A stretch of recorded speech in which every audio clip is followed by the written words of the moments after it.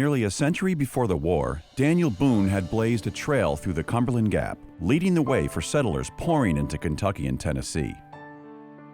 Hostilities between North and South turned the Gap into a natural invasion route for the Union forces, providing an opportunity to cut rebel supply lines and split the Confederacy in half.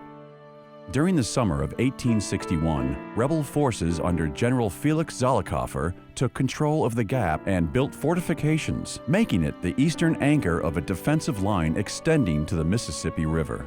Ulysses S. Grant's invasion through western Tennessee, leading to the fall of Nashville, prompted a Confederate withdrawal to protect Chattanooga, leaving the area unoccupied. Under orders from President Lincoln, General George Morgan began fortifying the southern side of the mountain against rebel attack. Lincoln was determined to keep Kentucky out of the Confederacy and to protect the pro-Unionists of East Tennessee by controlling the pass. A Confederate invasion of Kentucky in the fall of 1862 severed Morgan's supply line. Without food and still fearing an attack, Union forces retreated, relinquishing control of the Gap to rebel forces.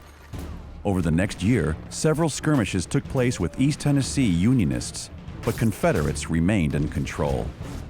Then, in September of 1863, Union General Ambrose Burnside tricked Southern General John Fraser into thinking that he was vastly outnumbered. Believing that a defense of his position would be suicidal, Fraser surrendered his garrison on September 9th. Afterwards, the Confederates were amazed to see the small force to which they had surrendered.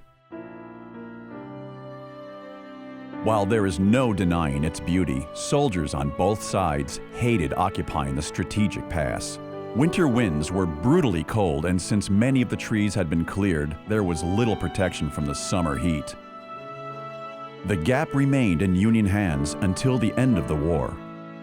The area called the Gibraltar of America by U.S. Grant had changed hands 3 times without one major confrontation.